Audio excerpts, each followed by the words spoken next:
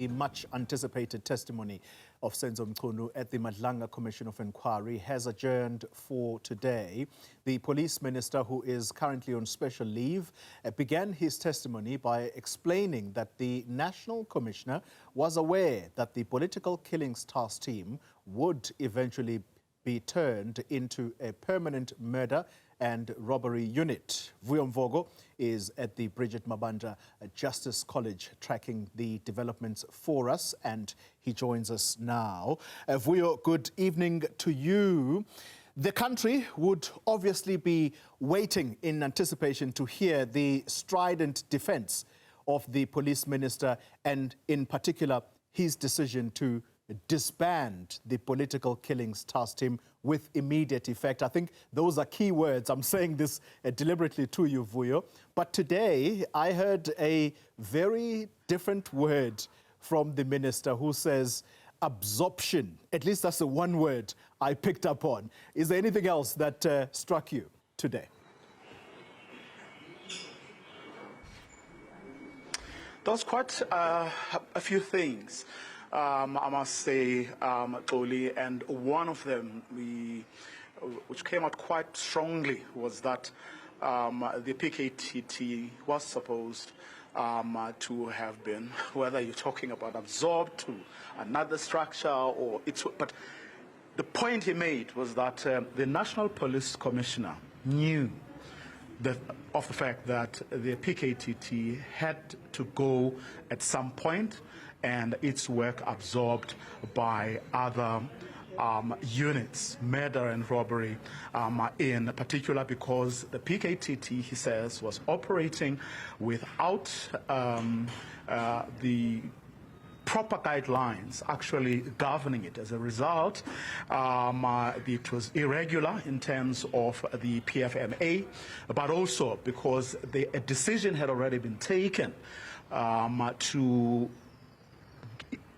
enable its work to be done by the murder and robbery unit. As to why that didn't happen, even though the National Police Commissioner had more than a year following a report that was commissioned, is what so in a sense, Police Minister Senzo Mchunu throwing the National Police Commissioner under the proverbial bus. Ziyanda Ngcobo. That's right. I mean, in many ways, he's saying that this was a decision that was even taken before he became minister. He's referenced two feasibility studies. One that was done in 2018 that was actually looking into, the overall South African police service structure and task teams. Now, firstly, he differentiates between a task team and a unit. And also, he was very specific about the fact that the existence of the political killings task team was as a result of a political intervention by President Cyril Ramaphosa, and not by the functions or the the powers vested to the National Police Commissioner Fani Masemolo. So that's a very key issue here, because it deals with the differentiation between or it starts to deal with the issue of whether or not he overreached in that disbandment letter of the 31st of December. That's the first thing. The second thing is, he says the task team, by virtue of it being a task team and not a unit within the, the organizational structure of the South African Police Service, that it was not meant to be in existence for a long time. And then he starts unpacking, how many times it had to be extended. The first was 6 months, from July 2018 to December 2018, then January 2019 to June 2019, and so it goes. And I want us to listen to that, because I think he was deliberate in trying to drive the point home that, in essence, what he was saying is that from 2022, the political killings task team was a unit that was rogue. It had no accountability measures, it had no budget, and actually it didn't need to exist on its own. Now, the initial mandate of the NPKTT was actually for 6 months, not 6 years, 6 months. From July 2018 to the end of the year. It was then extended from January to July 2019. And thereafter, they decided that if any extension, it would be annual. But initially, it was 6 months. That's why at the end of the first 6 months, there was an assessment. And it was decided consciously that there would need to be an extension, which was for another 6 months.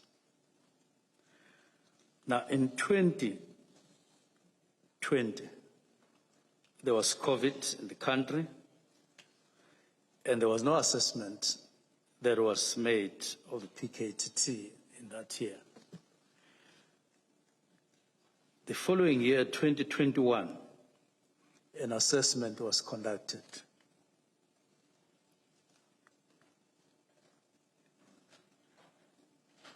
And as required, and an extension signed off by the National Commissioner, and the National Political Killings Task Team was ultimately appointed or apportioned its funding for the relevant year because of its extension.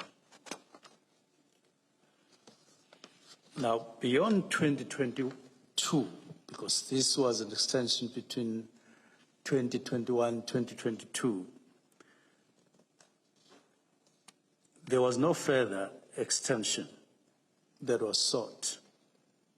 In the same manner, I should qualify that, as it had happened before. And there's marked differences when you look at the previous extensions and after 2022.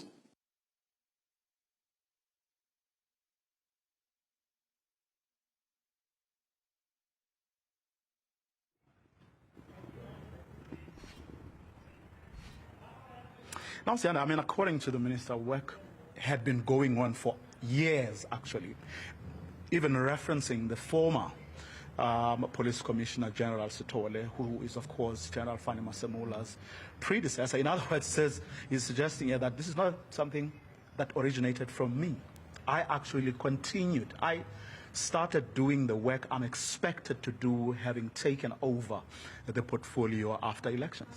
Absolutely. And I think what he is laying the foundation for is this issue about whether or not he overreached or whether he encroached. Remember, I told you earlier, he said specifically that this was a political intervention, which means it's not under you, Fani Masemola. Sorry.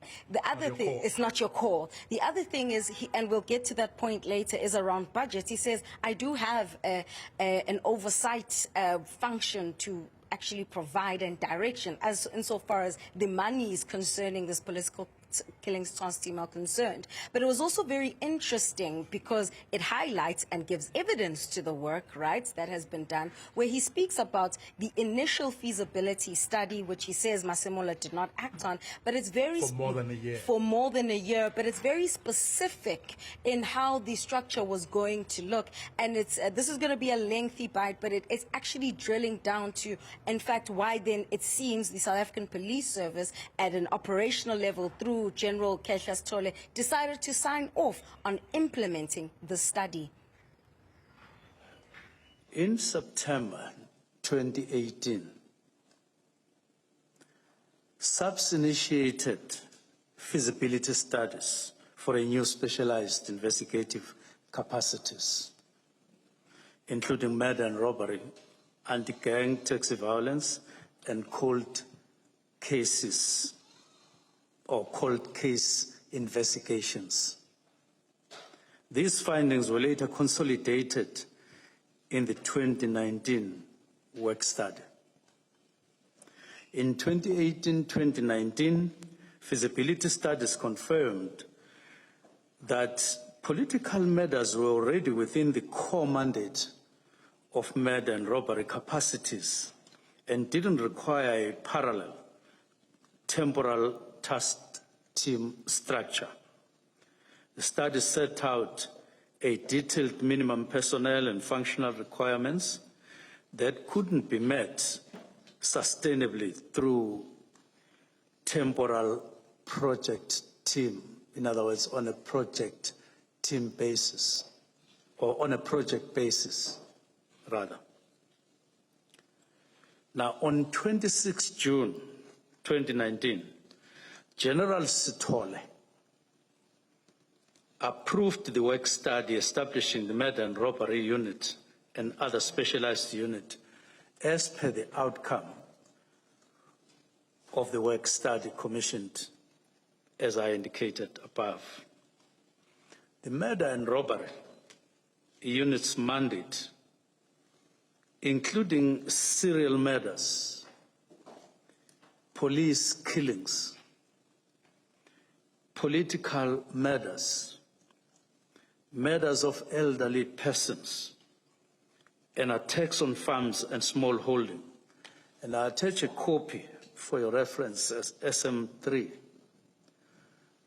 It outlines very, very well. And perhaps I should just explain it as you would see there. The component is called serious and violent crimes. Under it, there is a section called murder and robbery. And under murder and robbery, in terms of the list of mandates that murder and robbery would do under serious and violent crimes, that is where you will find that list of mandates. And that list includes political matters. So, a lot of work was done by the previous, Masamula's predecessor, General Sithole. General Sithole leaves, General takes over, and then another work study is done, right? And then it identifies these teams that are operating without the budget in contravention of the Finance Act, and they are, to use the minister's word, running rampant. Absolutely, and I'm just scrolling on my phone because I'm trying to find the name of the colonel. It seems that it was Colonel Marai. I hope I got it right. I don't know if it's Marai's or the Marai report. And this and he actually paused on speaking on this study that we've just heard about and says, now jump to 6th of March 2024 when Colonel Marai does a study to look into the implementation of the 2018 study and says and the decisions that have or have not been taken, and enter Masemola there. But in this report now, on the 6th of March, and it's clearly he's building us up to how we got to 31 December. He says by the 6th of March, now Colonel Marai's report details how there are several task teams, including the political killings task teams, that, as you've mentioned, are running rampant. They're not monitored. They're not accountable to anyone. And in terms of the monies as well, it is simply not justifiable. Now, the Marai report, if I could call it that, identified multiple task teams operating without monitoring, without coordination, without budgetary accountability, including political murder team. Now, we supply the copy of the Marai report marked SM5.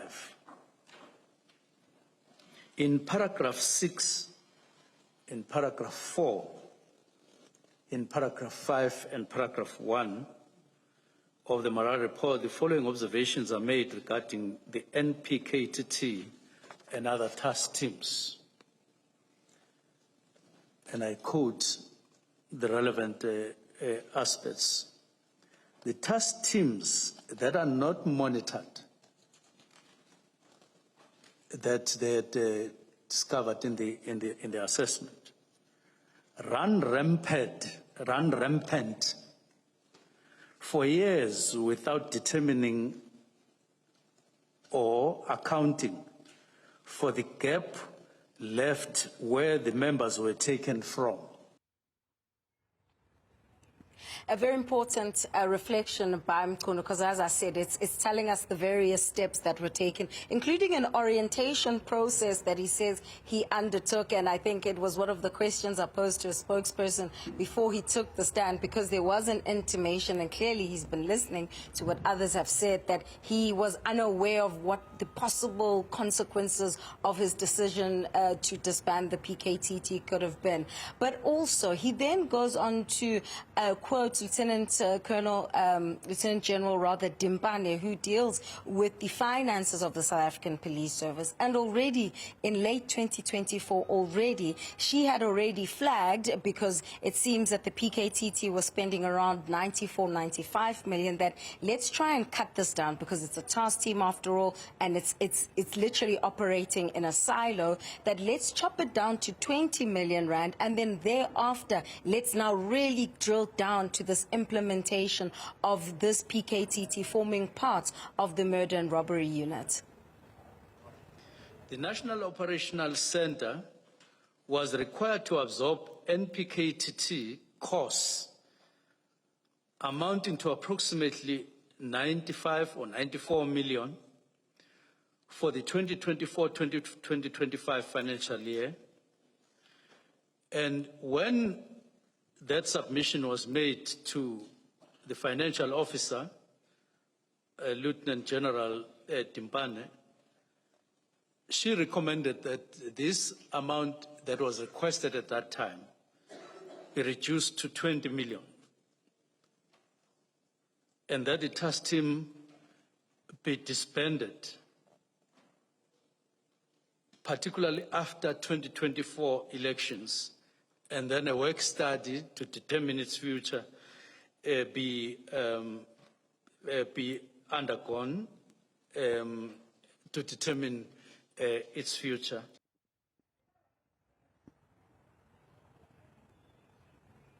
So, I mean, that's in essence where we are. We understand and we know actually that he'll return on Thursday. That's when I think things will get meaty. Remember, in phase 2, the Commission has given an undertaking that in this second phase where people are rebutting, they will actually give their witness statements uninterrupted with very little interruption, and thereafter, questions and cross-examination to an extent can take place. Going to be very interesting indeed, because among other things, he will have to explain why everyone who came before him said he never consulted him. Talking about the deputies that will come before the ad hoc committee, who have said as much. General Fani Masemula has said just as much. So who did or didn't do what is going to be very interesting. Also, what's going to be interesting for me is, remember, he has told the ad hoc committee before that he did speak to the president, consult with the president, and the president agreed with him on the question of the disbandment of the PKTT. So interesting times ahead. We shall see what the suspended Minister of Police will say when he's back on the witness stand on Thursday and possibly on Friday.